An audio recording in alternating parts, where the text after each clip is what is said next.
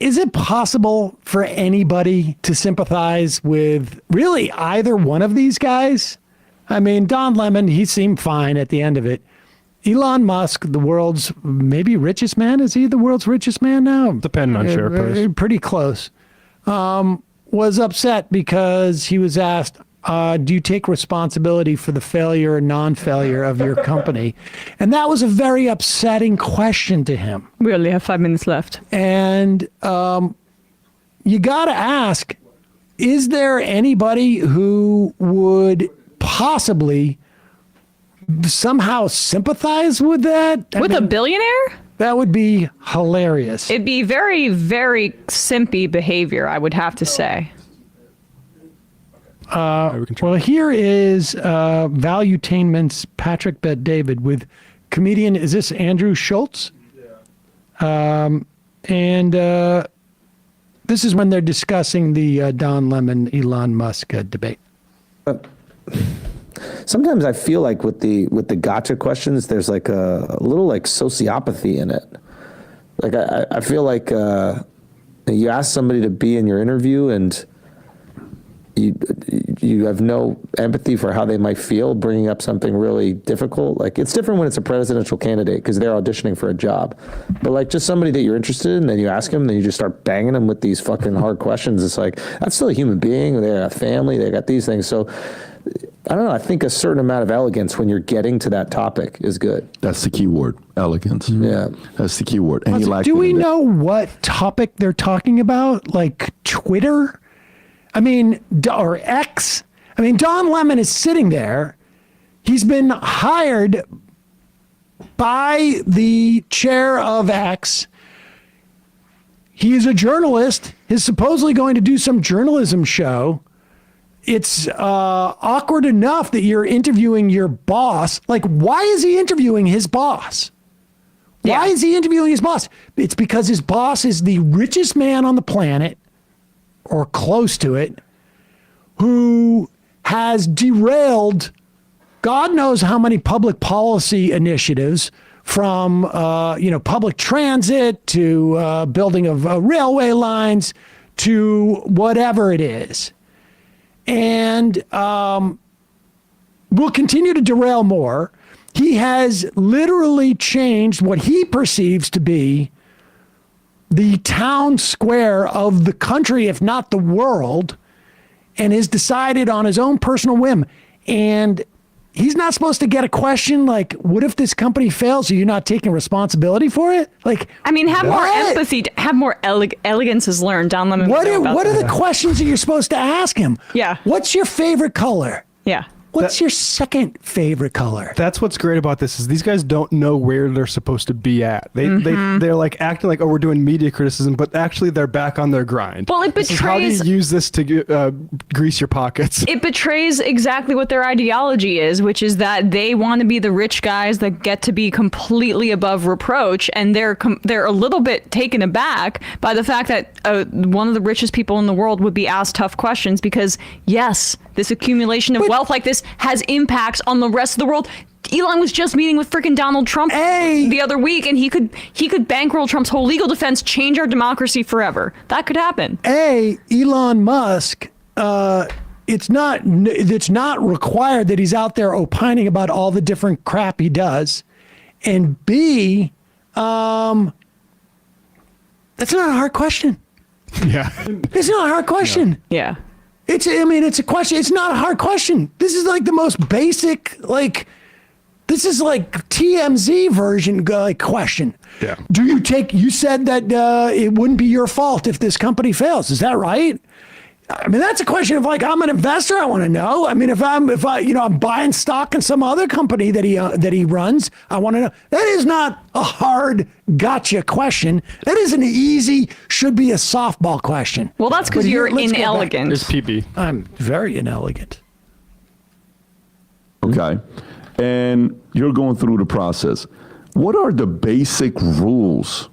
Or even the unspoken, when 50 said, I'm 17 years old, the guys that are working for me, I only have enough money to pay them, but if I don't pay them, I lose my influence. So I paid them and I was broke, but I made sure they didn't know about it. That kind of street wisdom you have to have. But also in the interview, in this game Wait, of I'm building sorry, a relationship.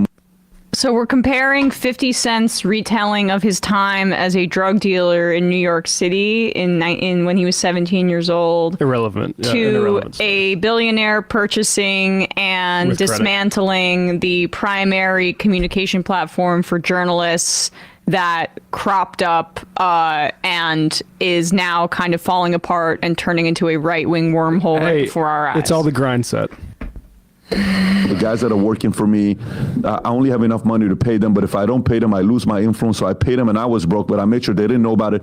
That kind of street wisdom you can't, you have to have. But also in the interview, in this game of building the relationship and moving up, you also have to be careful to not, you ask the questions, you go through some of the questions that you're curious about, but you also want to maintain that relationship, right?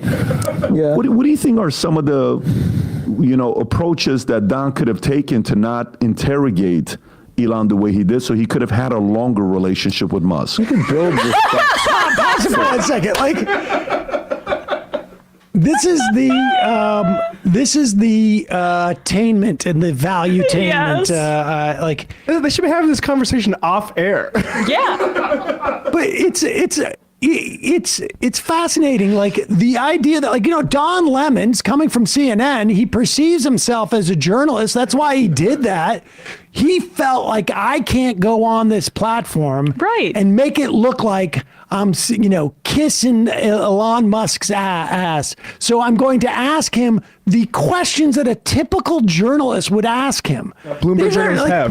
that Patrick Bet-David is literally like, Don Lemon's not a good businessman. Yes. If he wants to maintain this relationship with this billionaire who's going to keep giving him money, why would he ask him a question that isn't completely what the question that Elon Musk wants him He to? can't even conceive of the fact that a journalist's role is to ask questions to get to the truth. He assumes that access journalism is just like your next step to, buying your second Bugatti or Does not whatever the compute. hell. It's amazing how he doesn't even go, his mind doesn't even go there. Yep.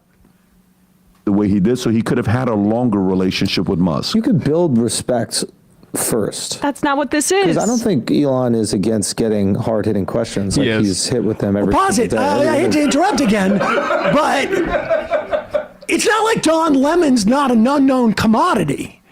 There was a contract where they were going to give Don Lemon millions of dollars.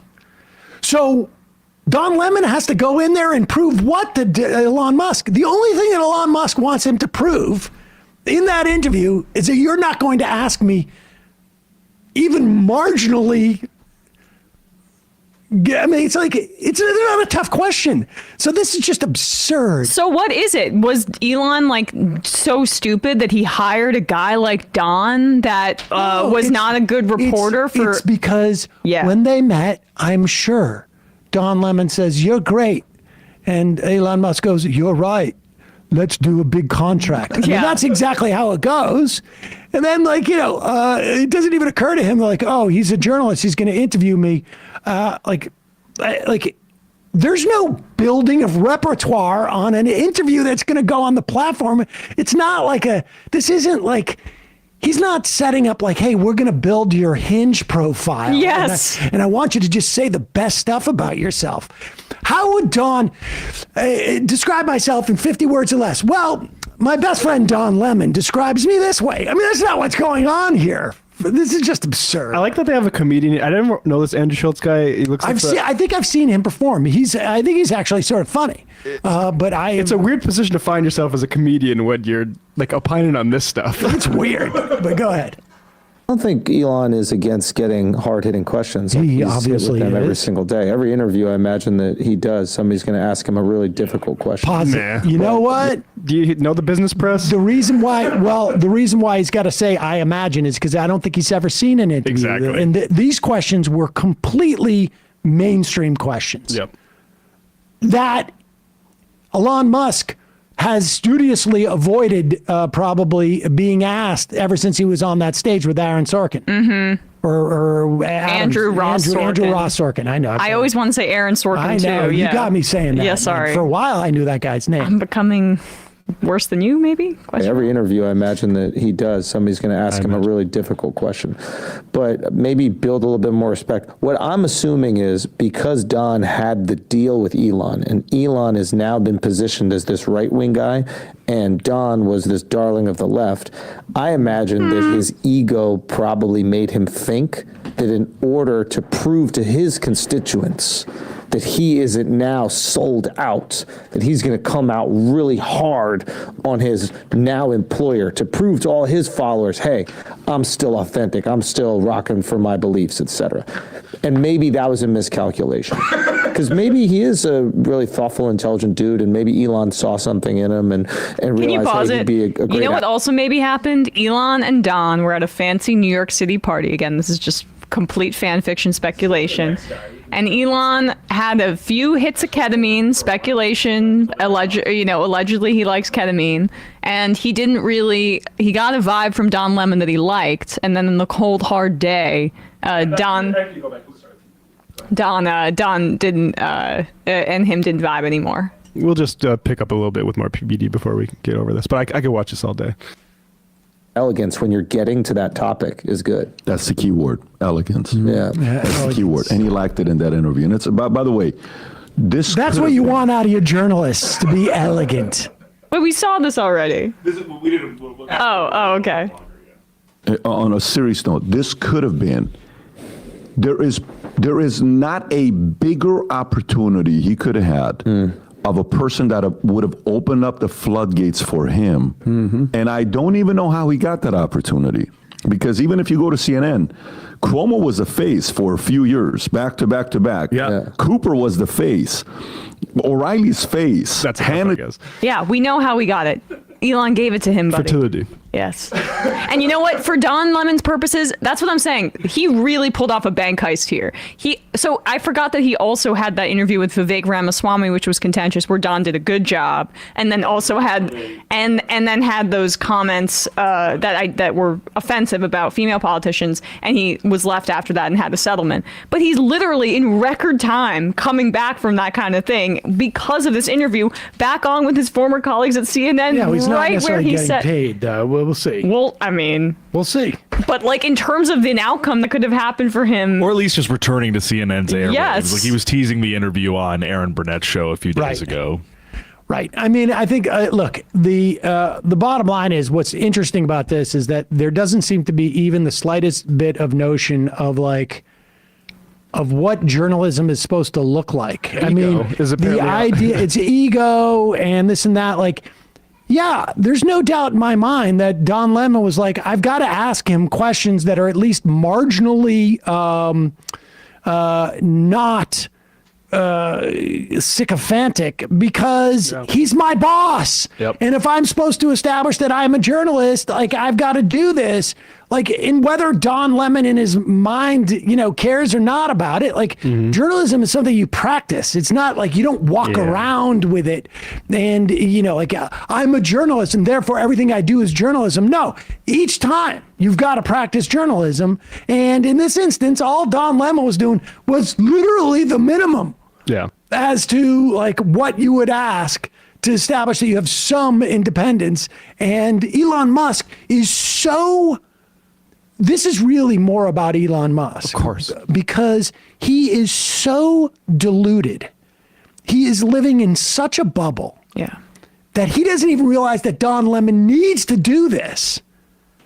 Because otherwise he will have zero credibility. Like every reason why, because Elon Musk was not a Don Lemon fan. Yeah. It wasn't like Elon Musk was sitting there going like, I know we got Tucker, but I really want Don Lemon because he's such a great journalist. No, Elon Musk was doing his own DEI thing where he was trying to show we're going to have somebody on who Elon Musk perceives as of the left or whatever it is. And Elon Musk, it doesn't even compute to Elon Musk that this guy needs to show a modicum of independence for him to have any credibility and do the thing that I actually am hiring him to do, which is to provide me, Elon Musk, with some credibility as to be willing to have multiple viewpoints on this, fascist app I have. If PBD wants to get in touch with somebody who tried an alternative strategy, which is to be obsequious to Elon and pamper him every step of the way in attempted journalism, I would invite him to book Matt Taibbi on the program because it didn't work out well for him. He actually got thrown overboard just like Don Lemon did. So. Blocked. Oh, that's true. Because of Substack competitor. And Matt Wood has publicly acknowledged there were many times where he pulled punches to maintain his relationship with Elon Musk. Wow, Matt Taibbi getting out journalisted by Don Lemon.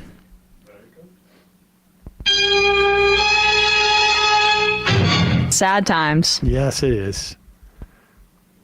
Somewhere that guy Tim Heidecker is probably having a field day. He loves Don Lemon. Yeah, one of his favorite journalists. He's one of the Lemonheads. He was one of the original Lemonheads.